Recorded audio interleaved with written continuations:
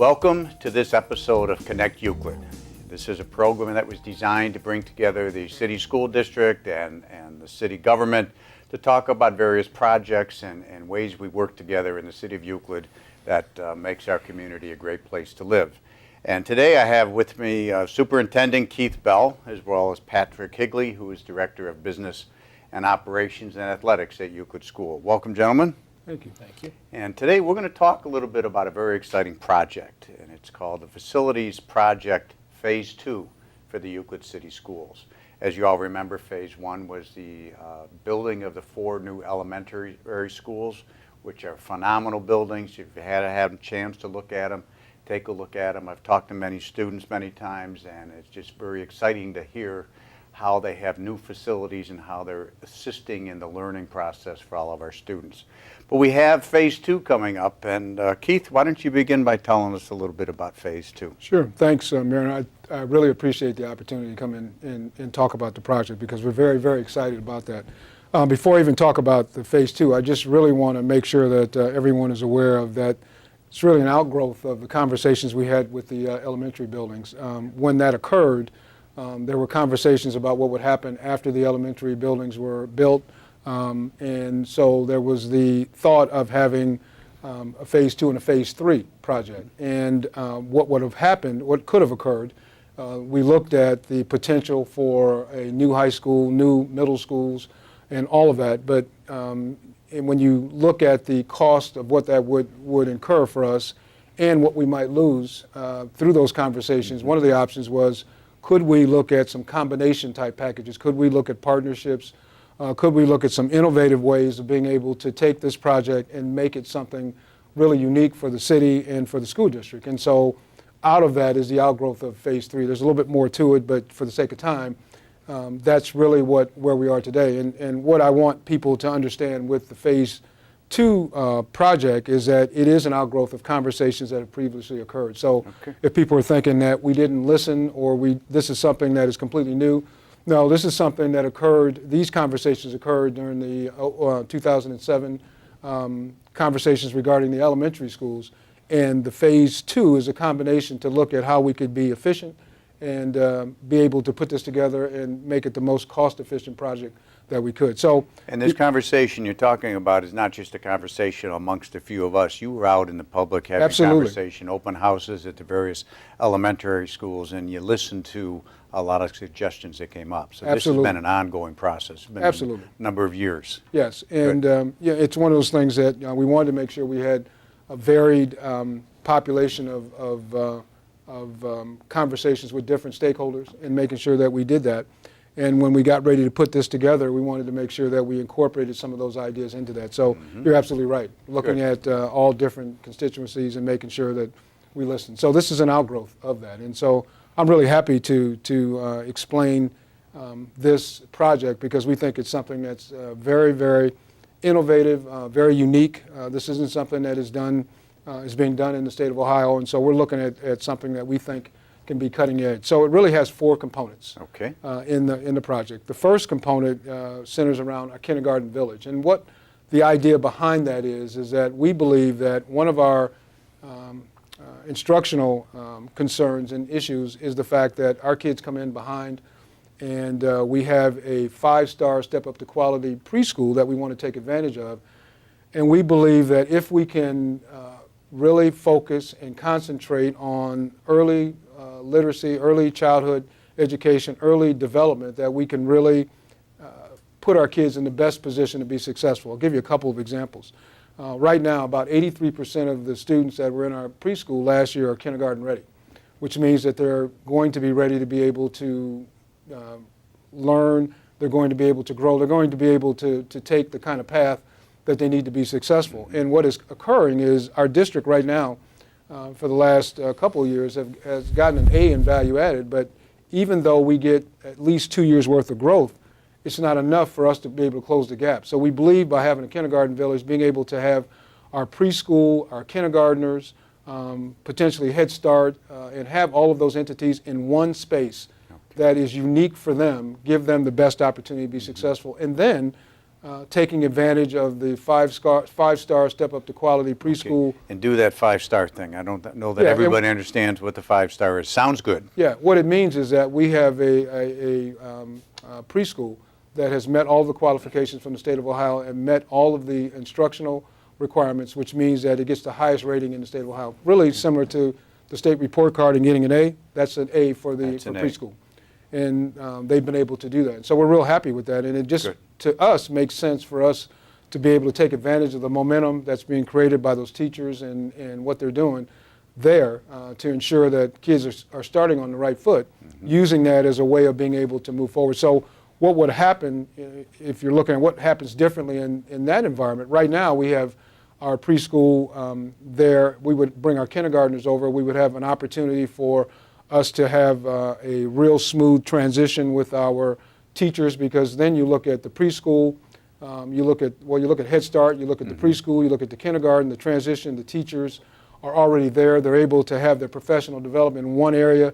It's an opportunity for us to concentrate on that area, and we just believe that if we're able to focus on the early learning and get our kids off to the right start and get them really focused in and honed in on learning at an early age, that we can start that process and give us the best chance to be successful.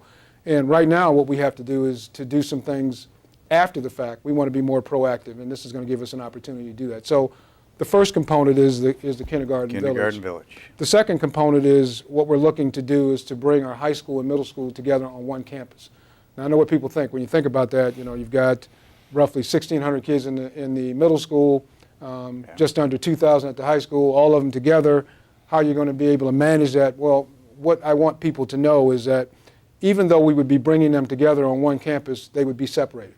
And there isn't, we can as a district control when and where those opportunities for them to be together are, because there's several advantages to being able to do that. If you look at research around 8th grade and what happens with 8th grade learning, if we can get our kids a better transition to high school, we think we can help be able to reduce or really increase our graduation rate, reducing the number of kids that we lose between that 8th and 9th grade transition year.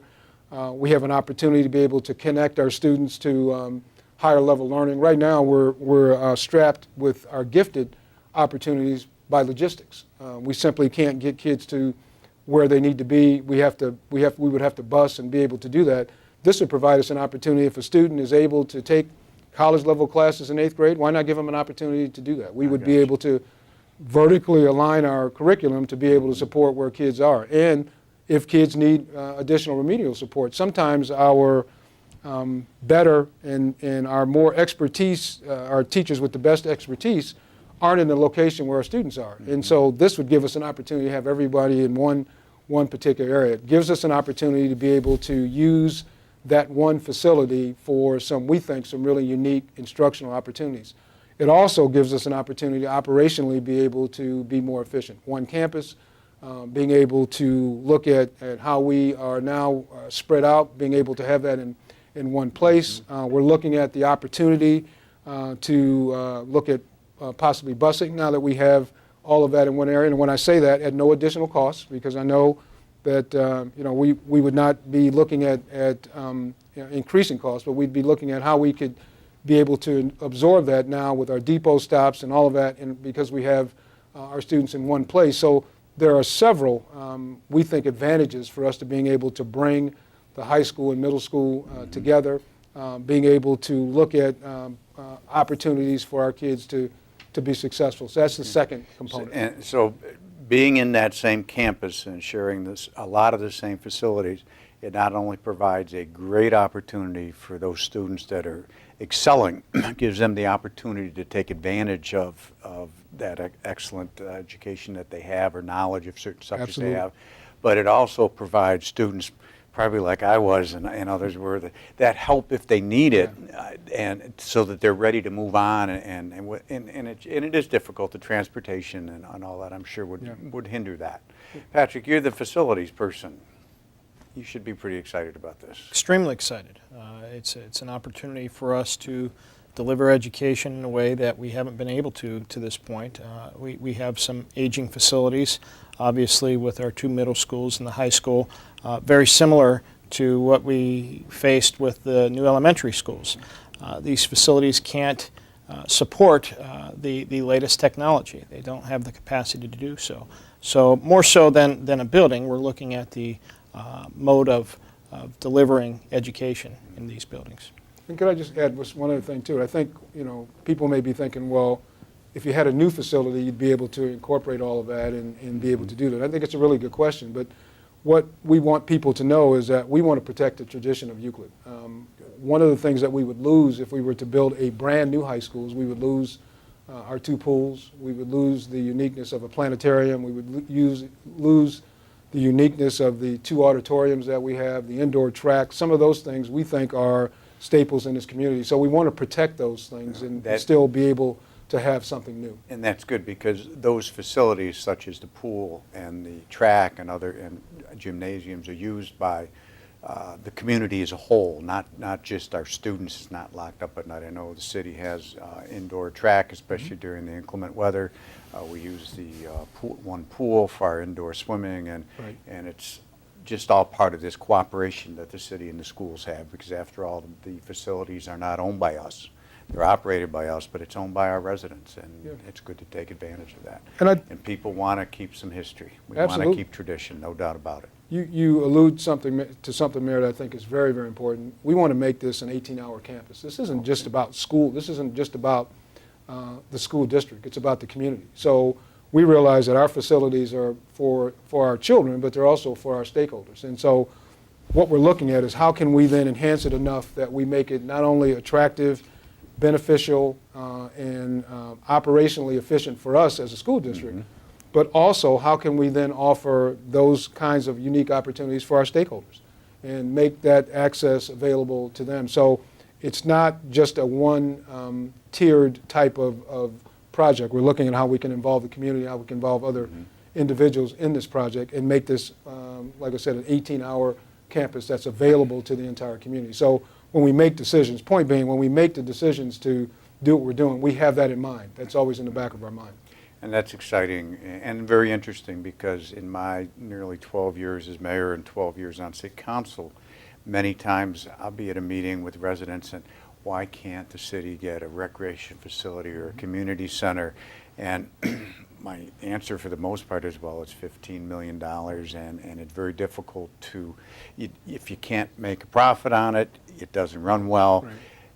This provides at least partial relief from maybe some of that possibility with the new facilities coming in, and it's exciting. It's something we need to continue to talk about, no doubt. Yep, and we have 2 other components to the plan. The third component is we're really excited to have a partnership with Cleveland Clinic and to potentially have in some capacity a school-based healthcare opportunity on our campus. We realize that a lot of times our students aren't educated because they're not healthy, and they're not healthy because they're not educated.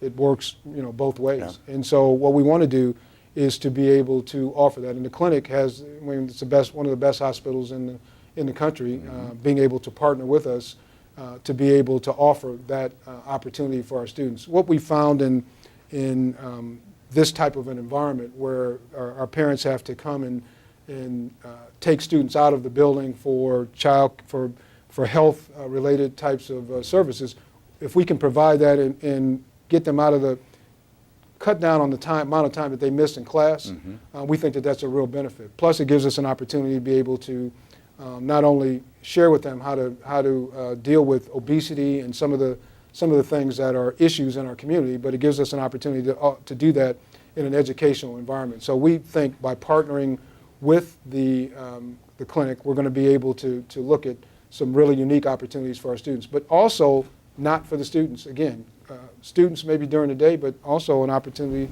for all of our stakeholders to be able to have that unique opportunity with the clinic. And we haven't waited for the facility to start that. Right now we have a mobile unit that is there Tuesdays right now where it's open to the public to come in, and they can actually come in and receive services. We have students that can be referred to the mobile unit that's outside the high school and receive services. So we have doctors that are there. So what we're trying to do is to bridge a gap that's there. And one of the things that I have read through a lot of our research is that school districts that are looking at school-based healthcare are really on the cutting edge of looking at the next phase of support for students. And when you look at it and you ask, well, why do you need, school-based healthcare? It's an education facility. These are things that are going to impact our kids moving forward. If they're not healthy, then they don't come to school. Then they don't come to school, and they become burdens on the community. They're not tax-paying. They're not a tax-paying commodity within the community. Whatever we can do to help them to be able to be successful, I think helps the entire community. So I think it's a good opportunity for us to be able to take advantage of a great hospital that's willing to partner with us. And that's especially fitting, as you well know, your partners along with the library and the chamber and Euclid Hospital and others for the Energize Euclid program, the Y. The next couple of weeks, sometime in May, there's a kickoff on that program. I think it's May 17th, and we should probably talk about that later. But it's the same type of attitude. It's to create opportunities for people to make healthier decisions and enjoy that, and at the same time, learn from it and protect their health and let them understand. And no better way to do it than with our young kids and their families. I think Mr. Higley has a great example of his son at the dentist. Why don't you share that? Because I think that's a great story about how the amount of time that you lose when school-based healthcare, having this opportunity, what it is, and having maybe a buzzer system where kids can get out of class. I think that's a great example of what we could do. Well, one of the concerns we heard from the community is that we have a high absence rate. And part of that problem is that we have parents who need to leave work to take kids to appointments. And I always liken it to my kids. I've got two kids who've had braces, and at 9 o'clock in the morning, I'm going to pick them up at school after them being there for a half hour or so. We're taking them to their appointment. We'll sit in the waiting room for an hour or hour and a half. The kids go back to another waiting room. We wait another half hour, and the brace is getting tightened over the next 15 minutes is the actual time they see the doc. We get out, and obviously the kids are hungry. Hey, Dad, can we go to lunch? Sure, let's go to lunch. So after lunch, my son says, hey, the day's almost over. I only have one period left, and it's only social studies, and I end up taking him home. So I burn a day off of work, and my son burns a day from school, and that whole process can be taken care of with a little Applebee's buzzer on the student's desk, and when that buzzer goes off, they walk right across the parking lot to their dentist or orthodontist or their family doctor. They get done what they need to do, and they're right back at school within a half hour. Good. Yeah, so Sort of like your son's other attitude. I think I used to do that. Come on, Mom, please. absolutely.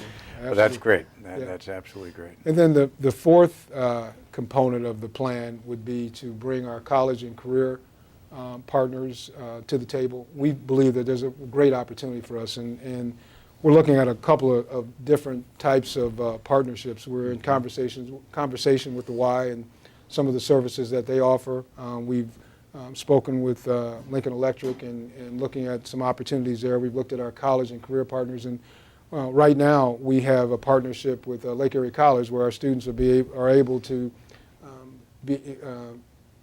reduce the tuition costs by $1.3 million that they would pay if they were actually paying for college level courses that they're receiving in high school.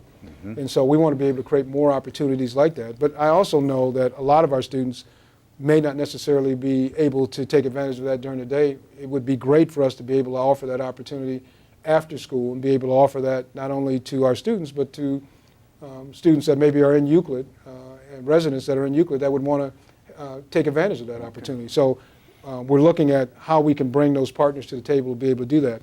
The other thing that I think is really important here, and I know the community will want to hear this, is that we're looking at how can we then create opportunities and activities for our students to relieve the pressure in the library after school. We know it's an issue. I heard it all through the Levy campaign. I understand that.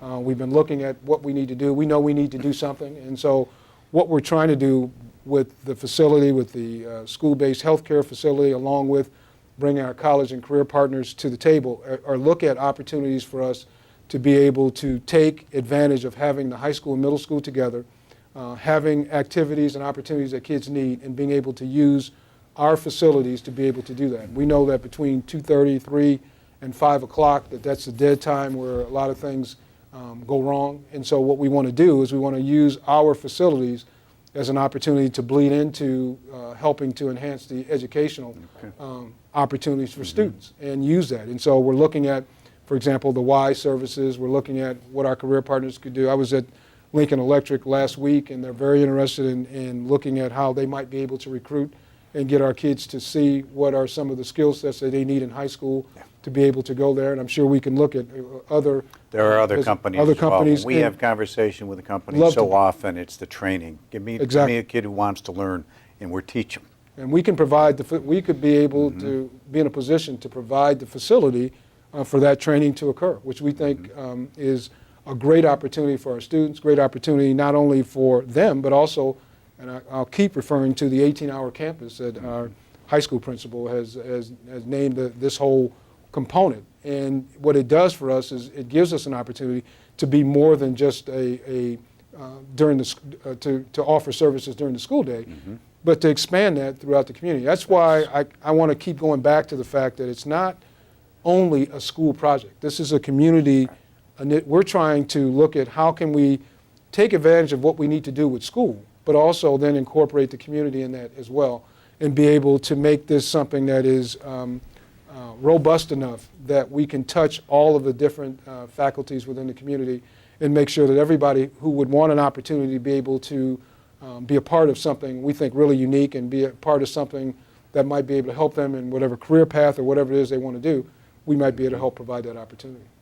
And we got to go back to, when you talk about your college partners, our college partners, parents need to understand that is real time, real college credit hours. Absolutely. That they're getting, that will go to another, if it's a 2-year college, they can get into 4-year college. Those credits, for the most part, will not be lost, probably will not be lost. I know all the 2-year colleges and 4-year colleges have worked together, and that's an exciting thing. I mean, that furthers a child's and a family's opportunity to get their kid to college. That's phenomenal. We think it's in our due diligence, Mr. Mayor, for us to be able to help our stakeholders any way we can. So if we can alleviate the pressure of college in whatever way through this opportunity, and what you're referring to is the reciprocal agreement in Ohio, state of Ohio, that any credit that you earn in a public institution can then transfer over to a like public institution. So a student can, right now, students at the high school that are taking these dual enrollment classes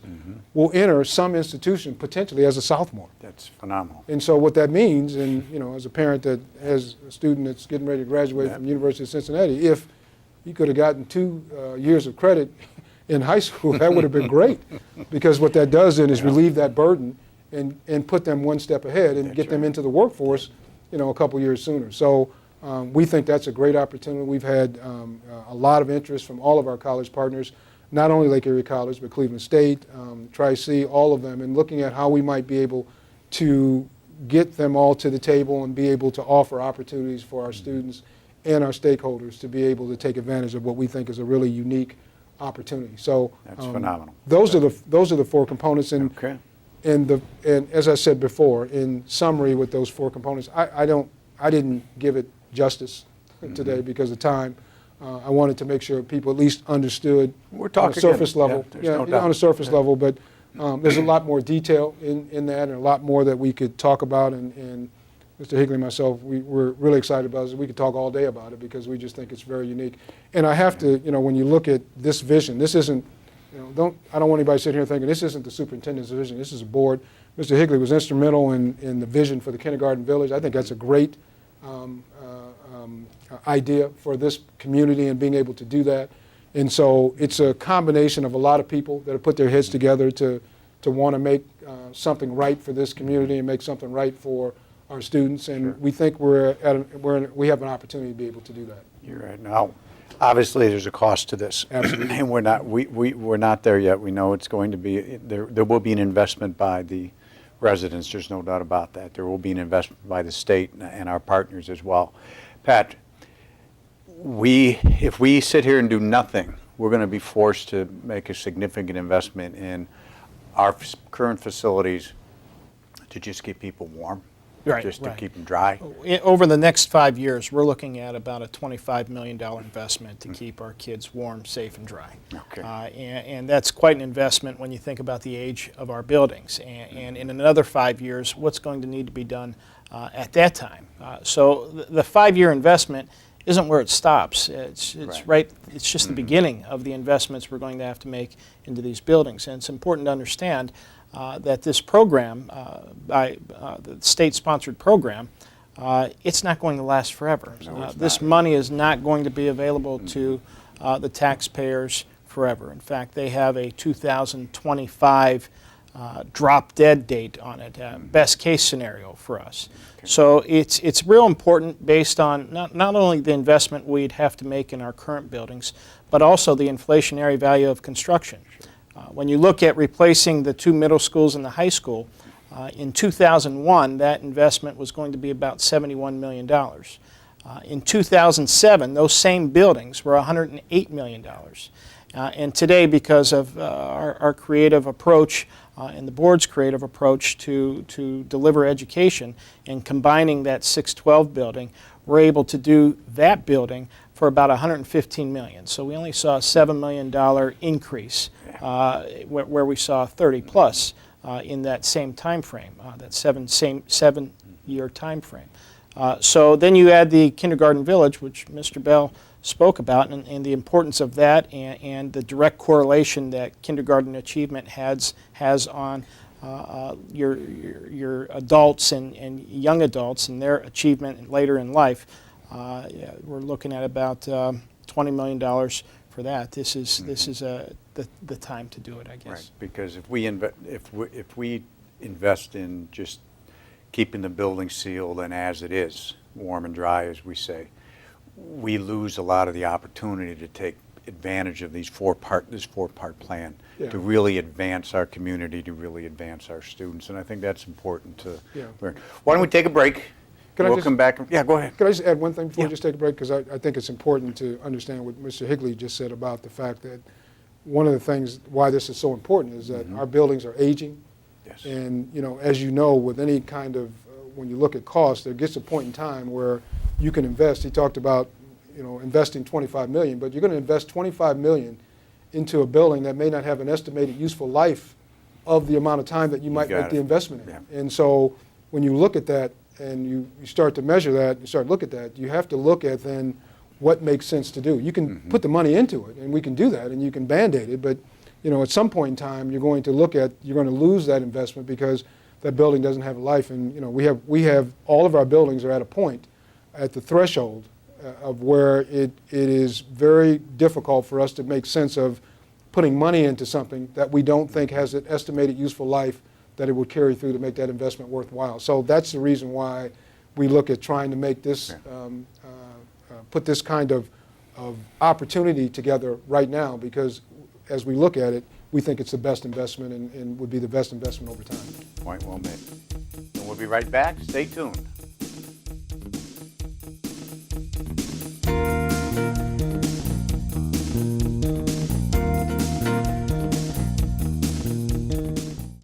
Kind of have that ADD thing to where I can't really pay attention that well. I might as well just drop out. So I bounced from foster home to foster home. Dropped out of high school my junior year. I was hanging out with some people now I realize I shouldn't have. They join gangs, start doing drugs, try to sell drugs. It distracts you from everything around you. You're always having to watch your back. You can't really be yourself. The one person who really got me to go back into school was my mother.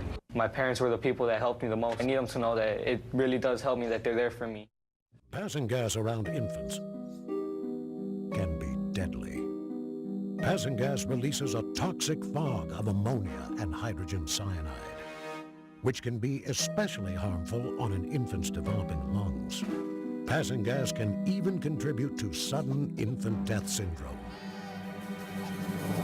Kids shouldn't be exposed to secondhand smoke. Don't pass gas, take it outside.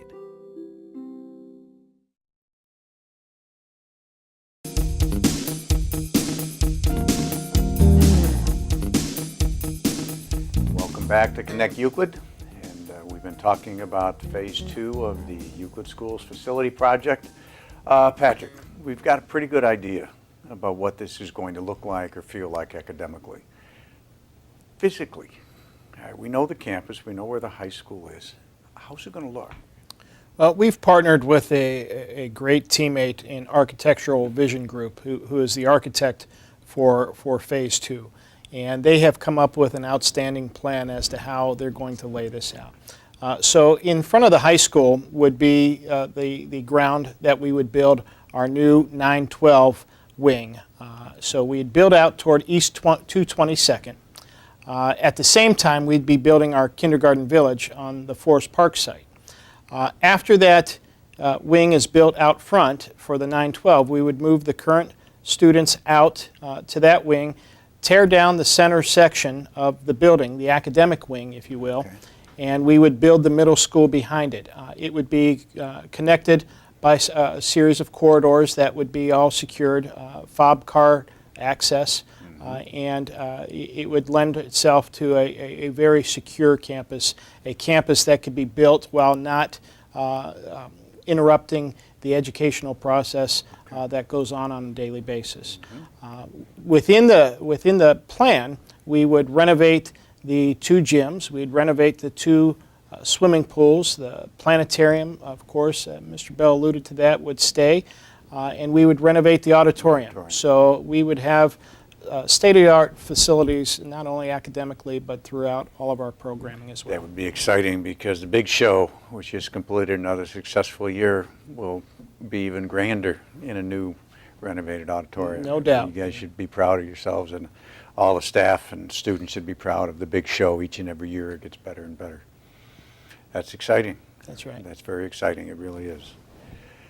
Keith, we did talk about the college and the career partners, college partners. I meant to ask, we take them out to college, we get them, throw people on a bus. How does that whole function work? How do they get access to that education, that higher education? Yeah, it's a good question, Mr. Mayor. I think what we want to try to do is create multiple options for our students. The option that we refer to in our building that we think is very unique is the opportunity for our kids to be dual enrolled as a high school student and a college student at the same time. So what that means is that our teachers are adjunct professors. They have they teach by the course syllabus from the college. They've gone through the professional development. All of them have gone through the professional development.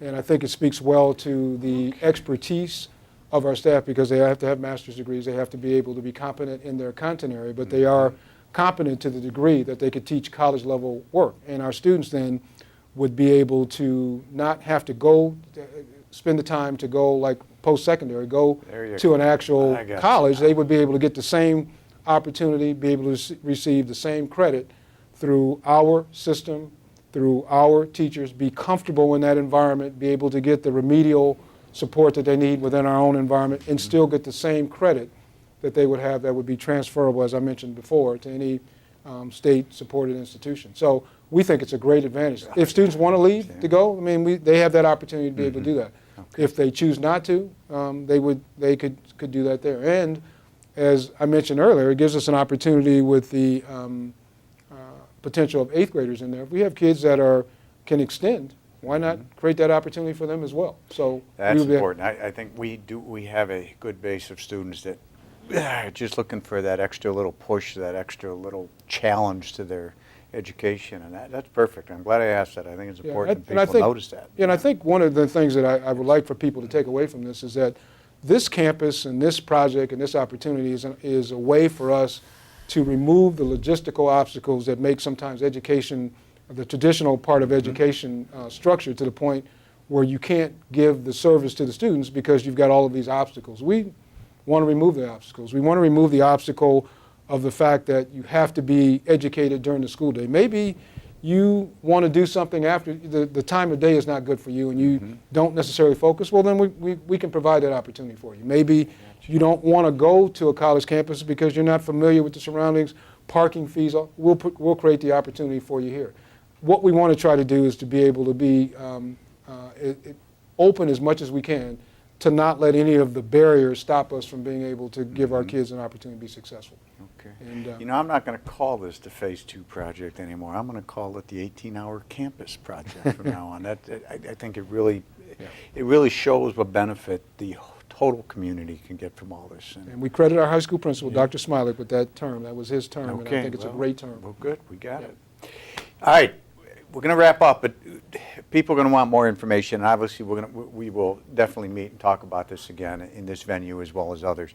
How can people get more information? Well, I just want people to know that half 18-hour campus will travel. And so we will travel. And what we will do is we will go out to neighborhood associations. We're excited about the project. We want to make sure that we give everyone all of the detail, and we would love to be able to sit down and have some feedback and have some question and answer. So we offer our services. We have teams of folks that will go out and do that. We've had 3 community meetings where we've gone over each phase of the project. But in those particular meetings, people had to come to us. What I want to make sure I'm clear with here is that we're willing to go to them. We're willing to go to whatever entity would have us to be able to explain all 4 components, whatever component, they can shape it whatever way they want. What we want to do is before we do anything, we want to make sure people have the right information. We want to make sure all of the information is clear, that questions have been answered and all that. So one of the ways is being able to allow us, and you can give us a call at my office at 797-2901 and speak to my secretary, Debbie Manfredonia, or our marketing specialist, AUDREY, HOLTZMAN, or anyone, and let us know what it is that you want us to do, and we're willing to make that happen. The other way that people can get information is go on the website on our webpage at www.euclidschools.org under the tab, in quote, district. Okay. And if you go into that tab, you'll be able to see some of the drawings, and I think you'll get really excited about some of the architectural designs that have been put together. We have the communication, and some of what we discussed today will be on there. So that's the other way. And then the third thing that we're in the process of doing, and we'll get it closed up at the end of this week, is we're going to be sending out to all of our residents a capsulized version of what we talked about here today, to give them an idea of what the components of the project are, what it looks like, what we're thinking, as much as we can in one page, front to back, with the idea that hopefully that sparks some interest and allows us to get an opportunity to talk to people about that. So we're going to do everything we can to get the information out, to make sure we have accurate information out, and that we have as much clarity and be able to get feedback from our stakeholders. Sounds great. I think it's a great plan. I want to thank you both for being here today. Thank you. Appreciate the opportunity. Very informative, and can't help but use the word exciting. I think it'd be a great thing for the community, and we all need to keep working on it. Absolutely. So Thank you, Mayor. we'll meet again, no doubt. And I'd like to thank you for tuning in to Connect Euclid, and we'll see you at the next episode. And if you have any questions you'd like to be answered, please let us know.